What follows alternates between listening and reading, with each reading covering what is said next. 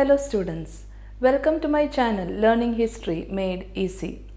In today's video, we will be seeing the political science topic terrorism. Before going into the video, if anyone is seeing the channel for the first time or if you have not subscribed to my channel, please do subscribe and share it with your friends, and also click the bell button to receive the notifications whenever I upload new videos.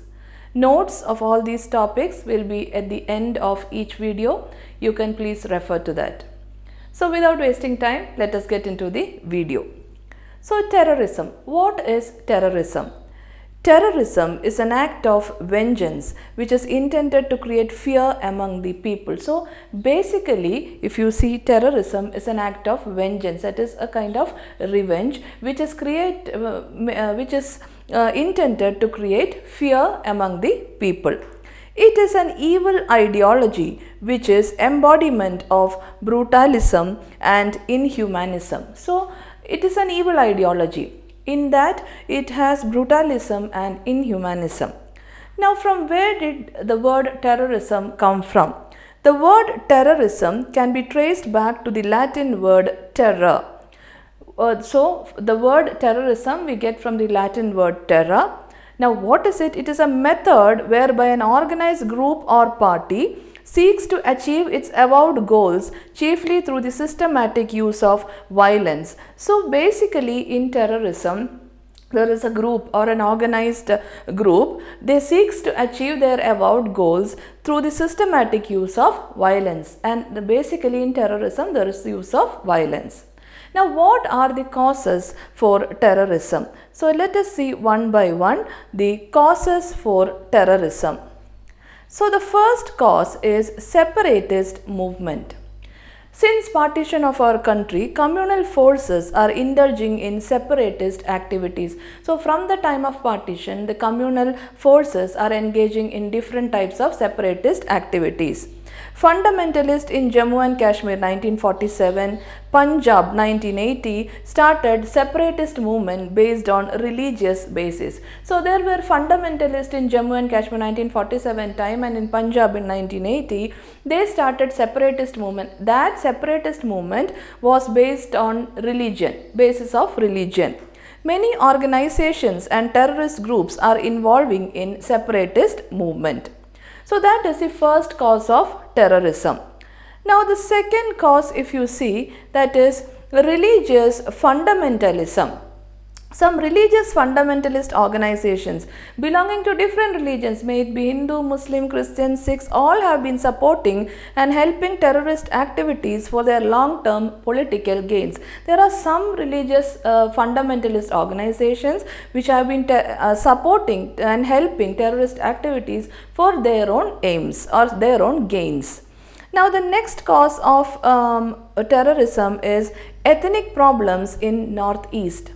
On the basis of ethnic and regional identity, many self-interested fundamental organized terrorist activities are there in northeastern region. So example, Mizo National Fund MNF in Mizoram, United Liberation Front of Assam ULFA, National Socialist Council of Nagaland NSCN, etc. So these are some of the organized terrorist activities which is going on in the northeast, that is Mizo National Front MNF in Mizoram, United Liberation Front of Assam ULFA, National Socialist Council of Nagaland, etc. So ethnic problems in the northeast is another cause for terrorism. The next cause is weak political system. Now multi-party system which has led to coalition in India has weakened the political system. So we have multi-party system which leads to coalition government, and this weakened the system, that is coalition partners belonging to various ideologies and goals are not supporting firm decisions and strong actions against terrorism. So when it is coalition, there are different ideologies, so they don't support firm decisions against terrorism. So that also, that is weak political system, also is a cause for terrorism. Next one, economic deprivation, that is uneven economic development and exploitation of the poor by the rich people has created great gulf between the haves and have-nots. So there is an uneven development in economy. So this has created a situation in which the poor are exploited by the rich people, and this created a gulf or a gap between the rich and poor, that is haves and have-nots.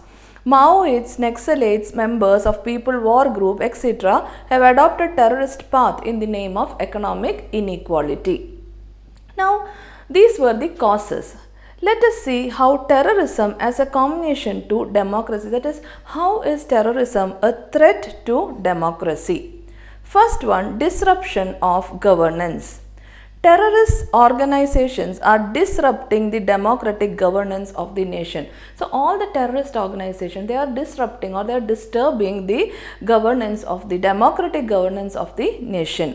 They are indulging in violent, insurgent activities which have targeted government, top political leaders and officers. So they always engage in violent activities which are focusing or which have targeted the government, top political leaders and officers. The second way in which they are a threat to democracy is disrespect for constitution. Through the constitution as fundamental law of the nation, terrorist groups and organizations are violating its purview by engaging in terrorist activities. See, the constitutions are fundamental law of the nation, but the terrorist organizations are violating these by engaging in terrorist activities. It is dangerous to the integrity and sovereignty of the nation. So, thus it is a disrespect for the constitution. Next one, violation of human rights. Terrorists have no respect for rules of law and democratic order. So terrorists never respect the rule of law or democratic order. They kill and injure innocent people by violating human rights. They attack the leaders and their families. They target political places. They kill people to attract attention of the world towards the unlawful demand. So what all things they do? They kill and injure innocent people. They target public places. They kill people to attract attention. So all these things they do for their unlawful demands. So there is a violation of human rights. Next one, anti-democratic activities. Terrorists are always bent upon destabilizing the economic process. They always want to destabilize the economic process. Due to terrorist attacks, several times periodical elections could not be conducted. So elections also could not be conducted sometimes because of these terrorist attacks. The anti-democratic activities create fear and insecurity in the minds of people. So this also is how it is a threat to democracy. Obstacle to economic growth. The governments are compelled to spend huge sums of money for modernization and upgradation of military and police forces to curb terrorism. So to control terrorism, military and police forces should be upgraded. For this purpose, the government is compelled to spend huge amount of money. This destroys the economic development of nation by diverting the funds meant for social welfare. So the funds meant for social welfare is being diverted for all these purposes. So this destroys the economic development. Next one,